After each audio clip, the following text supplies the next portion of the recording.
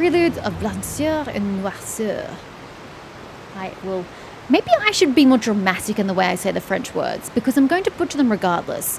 So maybe I should be deliberately butchering them, rather than trying for some manner of precision. I don't know what's less offensive, or less painful on the ears, for all of you. Hello there. Excuse me. Are you alright? Huh? Hi. I'm fine. Thanks. I mean, your tone's a bit down, but okay. Oh, Bye. okay then. We just noticed that you seem to be worried about something. And so we thought we would stick our beaks into your business, because that's just who we are. About many things, actually. But there's nothing I can do but just keep my troubles to myself. On the other hand, bottling it up like that can't be healthy. I was just reminiscing about a place my brother and I would play when we were kids. It was just atop that hill over there. See? And you don't go over there and play anymore? Don't have time? You're pointing at the sea. Wait, are you saying that you and your brother lived in the water? Oh, didn't the water rise in this area? Which is weird. Because if a landmass has risen out of the water, really unnaturally, can I point out, that's not how land works. I mean, it does if you're an iceberg. Land masses aren't icebergs. The seawater would lower, not rise. Maybe they're mermaids or fantastical race from Fontaine. No people call the waters around Fontaine a sea. It's actually just an inland lake that's filled with fresh water. So that's why you can't get here from the coast of Sumeru. Because it's not a sea. I don't think I paid attention to that previously. Okay, it's a lake. Got it. And it's fresh water. Wait, are you saying... Wait, what? Coral doesn't grow in fresh water. Doesn't coral only grow in salt water? And a lot of these fish types, these breeds, I'm pretty sure they'd probably be saltwater as well. Oh, well, guess she's telling me they're all freshwater. Okay. And no, I can still see that hill clearly in my memories. Now, it's been completely submerged. It's kind of sad. I'm not quite sure what we can do to fix the water problem. It seems like a big environmental issue that's a little beyond us. But if I can help in any way, Lynette, I shall. But this also explains how we can open our eyes underwater, because that shit stings. Don't even get me started on how much salt water hurts the eyes. So this explains why we can comfortably go diving. He would skip and jump, tossing sand in the wind. The sun shone brightly, and the air was filled with the scent of the sea. But what I think she misses isn't the place, the location, and she's angry at the water for rising. She just misses those simpler times when he would spend time with her, or just when he was happier. Which angle are we going for? But now, the water is gradually swallowing our memories. It won't be long before it swallows us. That's a bit dramatic. Sorry. Paimon doesn't really get what you mean. I don't believe we've had the pleasure of meeting. Are you Lynette's new friends? People tend to call me friend way too quickly. But yes, if that's how we're going to use the term, yes. She seems a bit woebegone though. What have you done to your sister? Oh, and you are? Thanks for looking after my sister. She often comes here to reminisce about our childhood, that's all. There's no need for any concern. And instead of comforting her about that, you decide to kind of mock her about it? Okay. Allow me to introduce myself. Kind of don't want you to. I'm Lyney, and this is my sister Lynette. If I had to guess, I'd say you must be travelers from abroad. I gotta admit, after my first impression of actually meeting you, you've kind of grated against me and I don't like it. And what possibly gave that away? The floating specimen or the chick who's wearing glowy clothes? Nice to meet you. Paimon is Paimon, and This is Lynette. Lynette. We just arrived in Fontaine. We were just talking with your sister. Even though we didn't really get what she was saying. I see. It's unusual for Lynette to be so willing to talk with anyone. In fact, she seldom speaks at all. That's rude. I'm usually the only one she ever talks to. Probably because all you do is talk. She doesn't get a chance to. Oh, really? Then you two are just like us. Paimon's always the one talking for some reason. Don't Just don't touch it.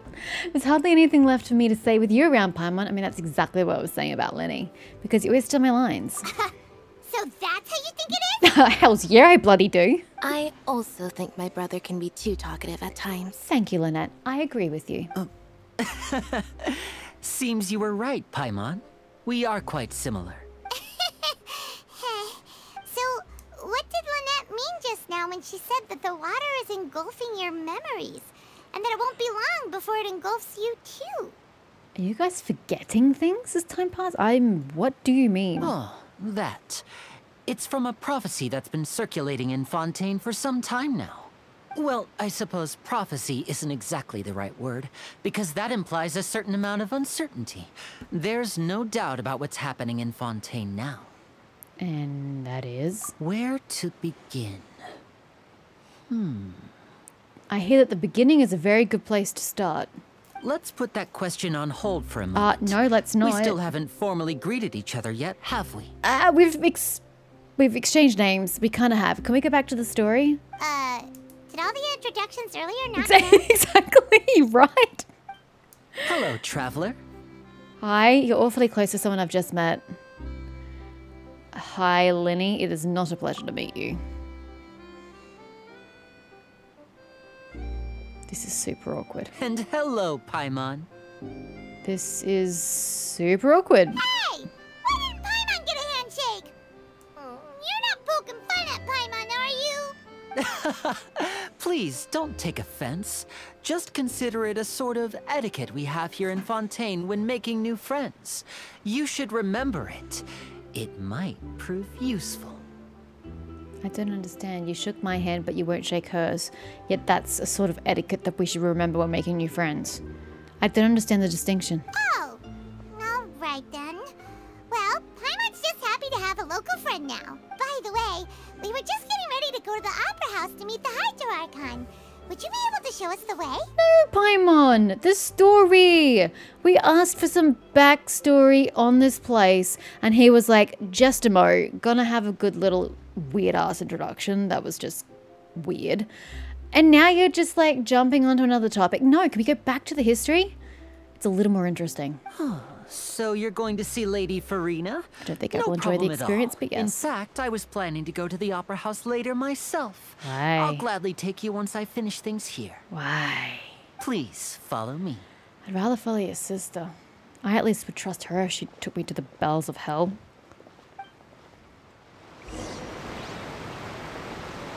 Bye, Lenny. Well, I don't trust the man. Hello. You really do remind me of Steel Rising.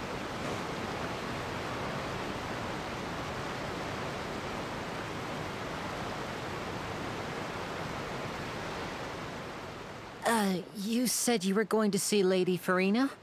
Well, it seems Lady Farina has come to see you. That is concerning?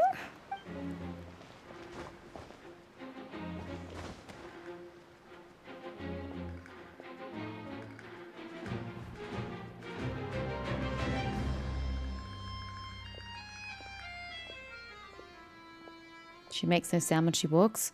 She's not real. Ew, her socks are hideous. She's cute. Oh, she's up there? Damn, she's a drama queen. Huh. So, she's the Hydro Archon? But how did she know we were looking for her? My dear people, rich and poor, those with cup in hand and those with nothing at all, raise your glasses in celebration. If you don't have one, then just raise your hand in lieu. Okay, we started off really poorly, and I'm like, oh dear God, you're worse than Fischl. But I gotta admit, the last bit's kind of funny. But why? What are we celebrating? God, there are a lot of foreigners here. As you can all see, two unfamiliar eyes. travelers have arrived in our nation. I didn't realize she had heterochromia. Let us make a toast in honor of this traveler and her companion who have journeyed here from distant lands. Okay, I don't think you do that for every unknown person who, you know, steps foot on this shores. So it's a bit weird that you're singling me out, but also that you traveled me with a capital T. She knows who I am. Is she talking about us? Apparently, but it's super awkward. Everything about this is awkward. Nobody here seems to be holding a glass. Of course they're not holding a glass. They're in the damn harbour. The place of commerce and trade. I've long heard of the turmoil and chaos you've left in your wake as you visited other nations. But I welcome you nevertheless. No, I have come to receive you personally. Okay, that was great. It's like, hey bitches, I hear that you fucked up a lot of countries along the way. Maybe for the better, but you know, you kind of did, you messed things up. But hey, I'm going to be magnanimous and let you in anyway, and specifically greet you just to show I hold no grudge about what you may be coming to do to my land. I quite like that line. Fear is for insignificant cowards. So she could feel I fear am a in this god, situation. And I will never entertain the notion of such meaningless wariness. You can be rest assured. I see clearly your sincerity. She is just a second official. Of course, seeking an audience with me is the most sensible thing to do. It will allow you to truly behold my power and witness my authority. Intelligent people always gather under the correct banner. Farina, not me, technically speaking, because I only have 1 Archon in my possession out of 4. I suck. But generally speaking, the Traveler's collecting Archons. So I think very soon you will be traveling under the Traveler's banner. I, Focalor, hereby welcome you to the nation of Hydro and acknowledge the value and significance of your trip. Now, you may rejoice in this. I'm rejoicing. Well, finding Archon was easy enough. Yeah, Paimon still can't believe it. Feels like we've only been here for a few minutes. But the Hydro Archon's entrance was, how should Paimon describe it? A little over the top? Miss Hydro Archon? How did you know we were coming? I see. As Outlanders, you inevitably lack even some of the most basic understanding. Don't forget that even the gods can be divided into the mediocre and the excellent. I suppose it's only natural for you to be awestruck by my abilities. There's zero awe happening here. You had best stop and consider. Oh my Do god, you her really hair. have the noble qualities and etiquette necessary to communicate with a god? Oh, it is this guy. I thought All so. it takes is a flick of my finger for me to know everything about you. It's like she's got a bob, and then she just has this really long bit down the bottom. Ugh, it's gross. Whoa, talk about sounding high and mighty. Feels like she can't get over herself. We should bring Fischl here. They would have an absolute terrible time with each other. Oh? What's with these looks? Perhaps the welcoming ceremony still isn't enough? What else should I say then? It seems that she can go hostile pretty quickly. Is she waiting for us to start talking? Wow, I didn't expect to see Lady Farina here. What a surprise! Thanks, Reyna. Good save. Wait, does this mean they're the legendary blonde traveler? How did I not notice before? Hey, what's all the commotion? Oh, the Steambird. That's why. Is that Lady Farina? Is there some kind of drama going on? Of course. She's the drama llama. That's the blonde traveler. The one all those stories are about. Lady Farina came here to personally see her. Oh, I bet this is going to be the duel of the century. I don't want to be dueling anybody, sir. Lecteur. Ooh, I've got to see this. I knew Lady Farina would never disappoint. Yes, but don't get too excited now. My dear believers and spectators alike tend to get quite rowdy, and despite the noise, I've come to tolerate all their ruckus. Oh god, how do they feel about being talked about like that? You may consider this my reward to all of you. I have determined that there will be an epic duel between myself and this traveler from another land, just as you were hoping to see. I think she really is concerned about what the Traveler will do to her society, and so she wants to get rid of the Traveler immediately. She feels threatened.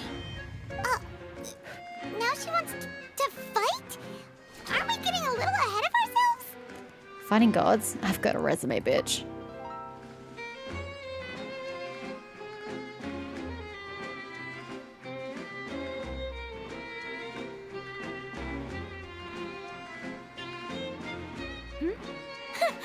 Are you not afraid?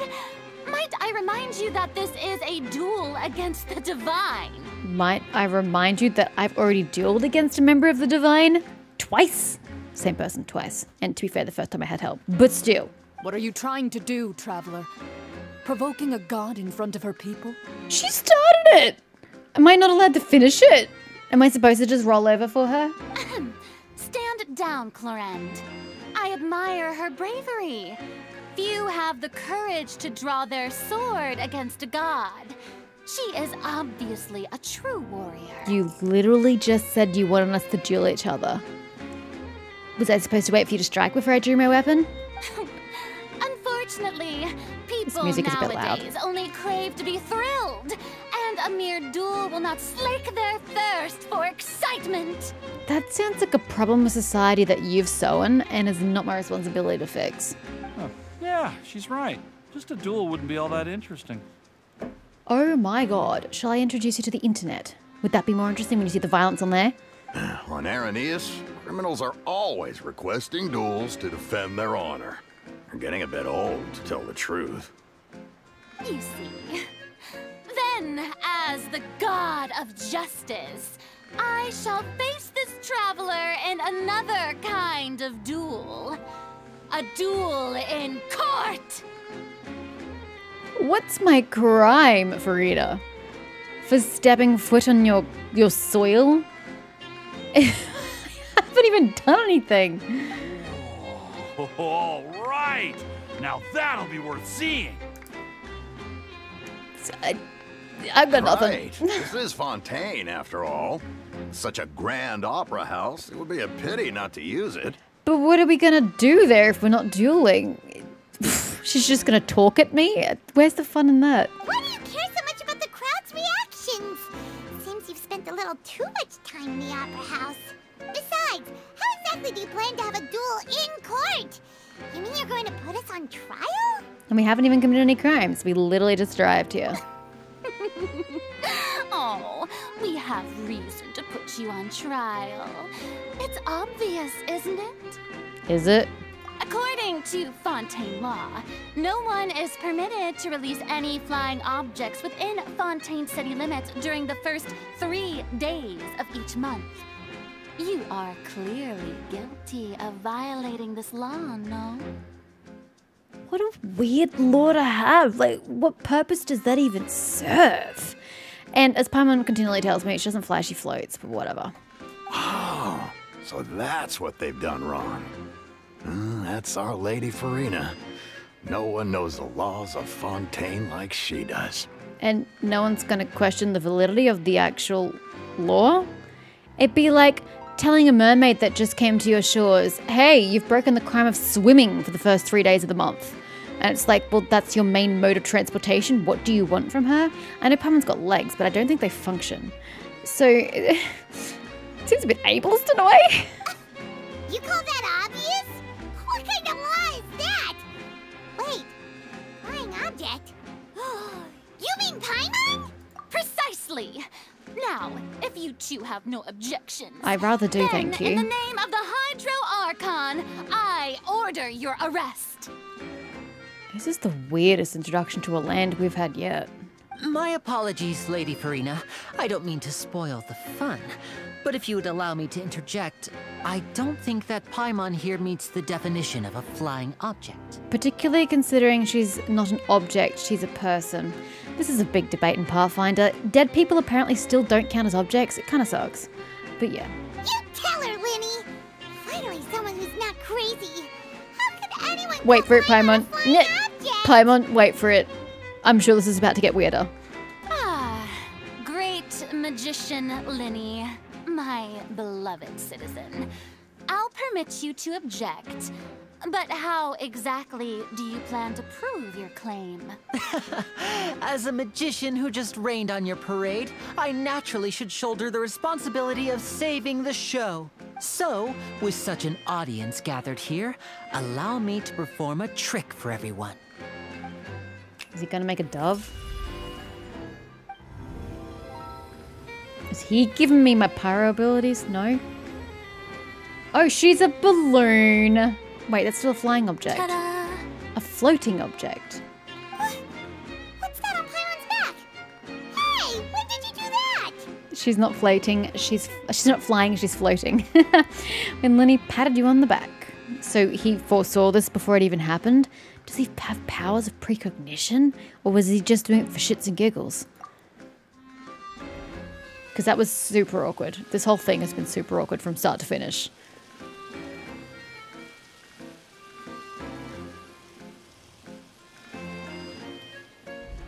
There. As you can all clearly see, Paimon should be classified as, well, something like a balloon. This rope has been in the Traveler's hand all along. It was just that no one could see it before. Huh? You call that magic? You've got to be joking. Looks like magic to me. Your definition and my definition are two very different things. I thought it was pretty good. Nice one. Huh.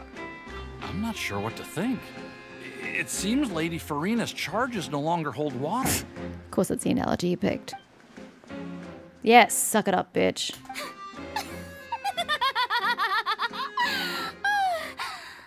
Yeah, it didn't sound sincere. Amusing. Very amusing, Linny. Just the sort of unexpected twist that I enjoy. With you here, today's performance can finally be called complete. My question is, why did he see fit to interfere? Is it just because he likes the spotlight? He didn't really seem to take to us too well, so why would he intercede on our behalf when he just met us? Performance? You see all this as a performance? In which case, consider the matter of your trial resolved.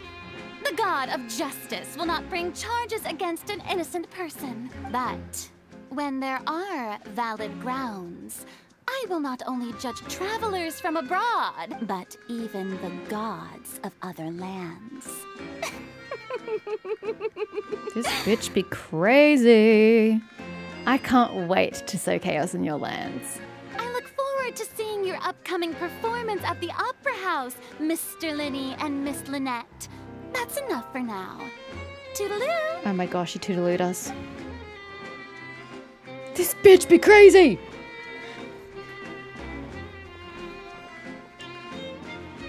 She's absolutely lost her marbles.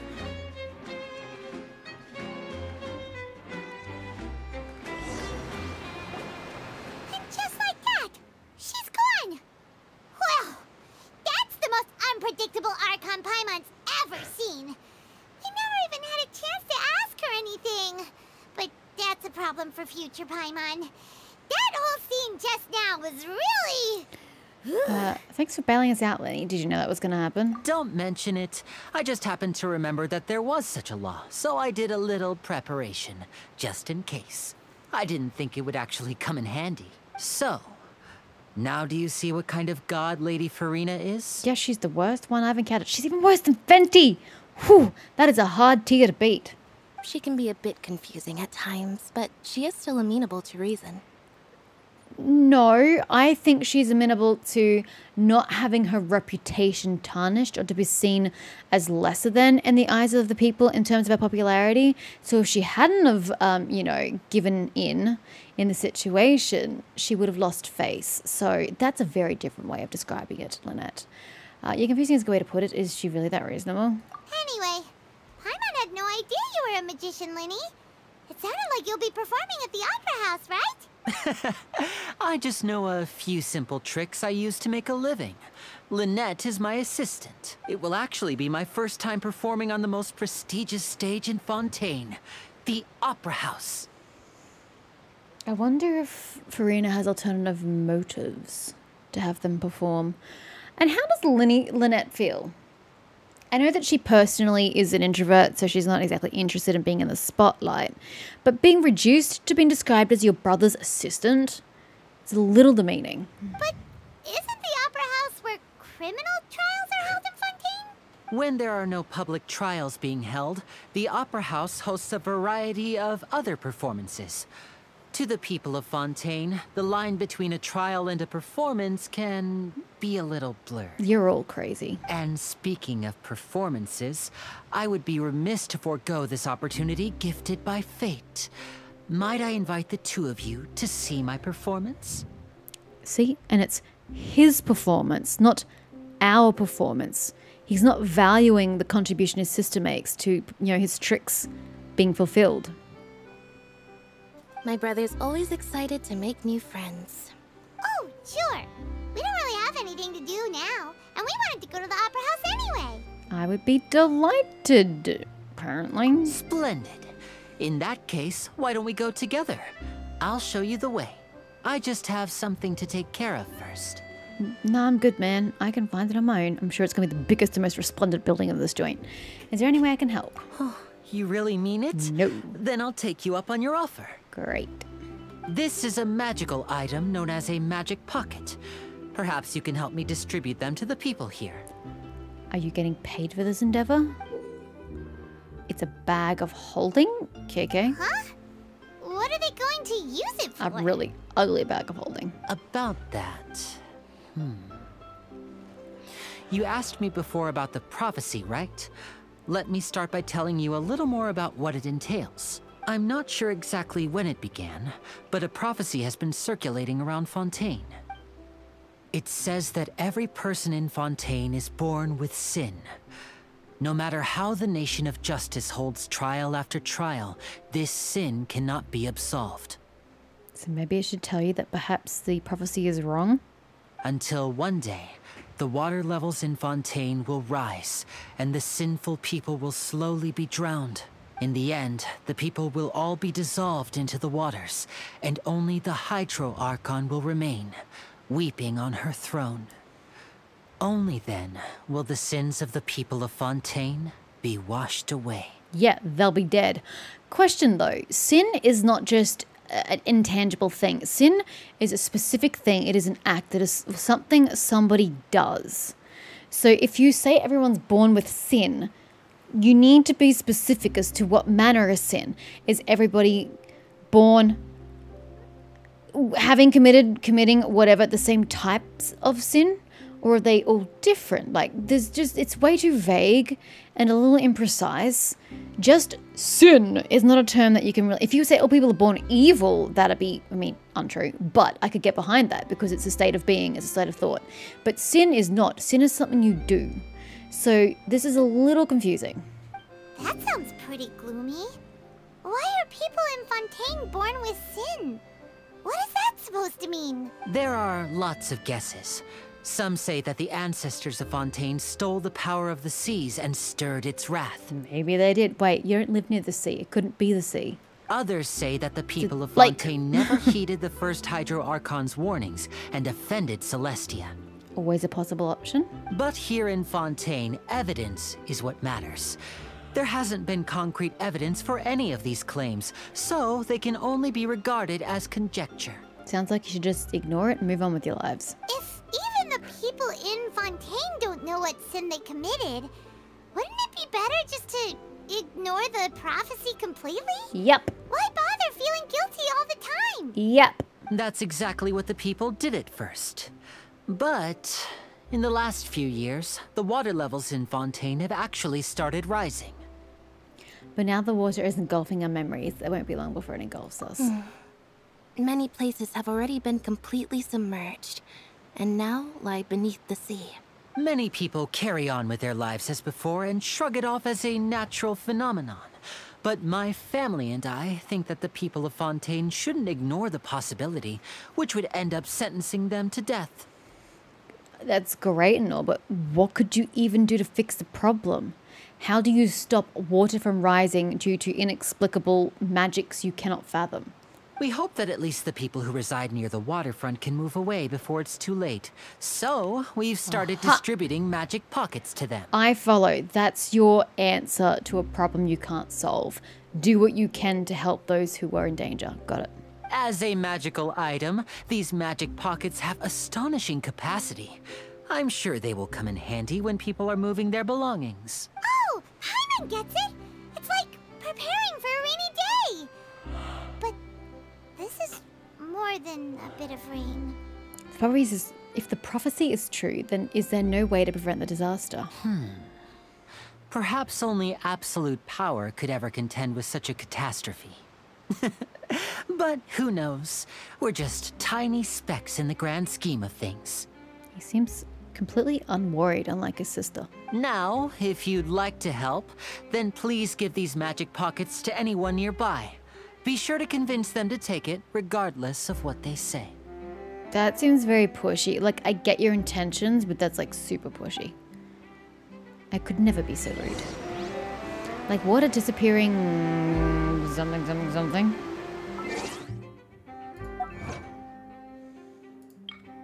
Like water disappearing into water. Hear about the prophecy has been circulating around Fontaine.